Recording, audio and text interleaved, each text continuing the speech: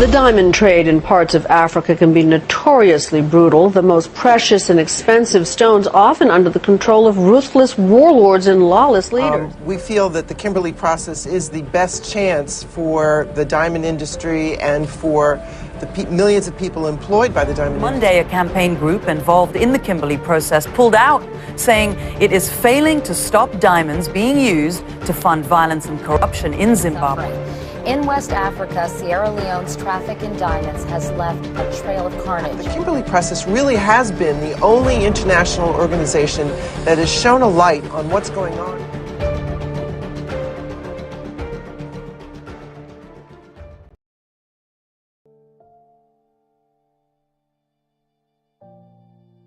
Diamonds are formed nearly 150 kilometers below the Earth's crust. They carry themselves up to the surface in streams or veins of magma or hot lava.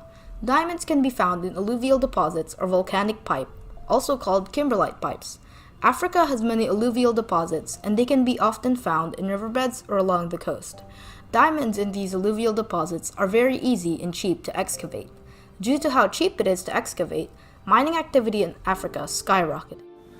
They are made up of carbon, and they are found in coal mines also. The biggest place used to be in South India, Golconda mines, and now South Africa is the place where most of the diamonds are found. Most diamonds that are mined in Central Africa are called conflict diamonds. Conflict diamonds are diamonds that have been mined in rebel areas. They are often used to fund rebel groups and have been the cause of multiple civil wars in Angola, the Democratic Republic of Congo, and Sierra Leone. When 16-year-old Erasmus Jacobs found a diamond on his family farm in Africa on October 13, 1867, he didn't realize the monopoly that would follow due to his discovery. And just 15 years after that, Africa soon became the main producer of diamonds in the world. With an estimated 60% of diamonds being mined and exported from Africa, Africa mines soon produced more diamonds than India, who was the previous leader for around 2,000 years. The monopoly in Africa was largely credited to De Beers Consolidated Mines. De Beers up to this day produce 1/3 of the world's diamonds. Cecil Rhodes, a researcher in London soon after the discovery, was attracted to the mining capabilities in Africa. Rhodes' rival, Barney Bernardo, also became interested and fought for control of claims Rhodes also wanted. By 1880, Rhodes had bought out Barney's claims to any land and founded De Beers Consolidated Mine. Rhodes soon realized that he wanted to control the monopoly on diamonds and fulfilled his vision by 1889, with the help of his participation in the London Diamond Syndicate, a diamond cartel which consisted of many merchants who sold and bought diamonds and companies. The leadership of De Beers shifted significantly in 1929 when Sir Ernest Oppenheimer was voted chairman of the board of De Beers. Sir Ernest Oppenheimer's son, Harry Oppenheimer, took control of De Beers in 1957. Harry Oppenheimer struck a deal in 1958 with the Soviet Union for their diamonds. The trade with the Soviet Union expanded the De Beers control over the diamond industry.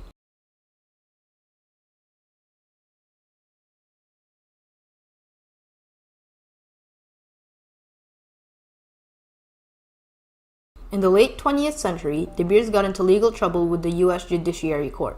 As a result, De Beers has a reduced presence in the United States. After their downfall, De Beers managed to build back their company and have successfully regained over 60% of control over the industry. In Angola, the civil war fueled by conflict diamonds lasted from 1961 to 2002. It cost at least 500,000 lives. Thousands were made by landmines. A rebel group called UNITA controlled 60 to 70% of Angola's diamond production. UN Security Council imposed diamond sanctions in 1998 that were lifted in 2002. In the Dominican Republic of Congo, the civil war lasted from 1998 to 2003. The civil war killed more than 3 million people. Rebel groups supported by neighboring countries competed for resource-rich diamond areas in the northeast. In Sierra Leone, the civil war lasted from 1991 to 2002. It cost approximately 50,000 people their lives. Civilians were killed, mutilated, raped, tortured, and abducted. The rebel group Revolutionary United Front mined up to $125 million worth of diamonds annually. The UN Security Council imposed diamond sanctions in 2000 that were lifted during 2003. In addition to this, in Liberia, there were 2 civil wars. These civil wars killed at least 200,000 people, and widespread human rights violations were committed by all sides.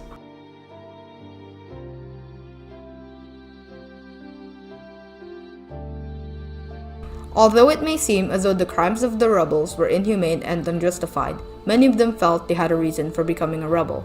Almost all the countries affected by blood diamonds had political corruption and a crashing economy. Many people turned to the Revolutionary United Front or other rebel groups to stop what was happening in their countries. Though their choice was wrong and led to many deaths, many rebels believed they were doing the right thing for the economy.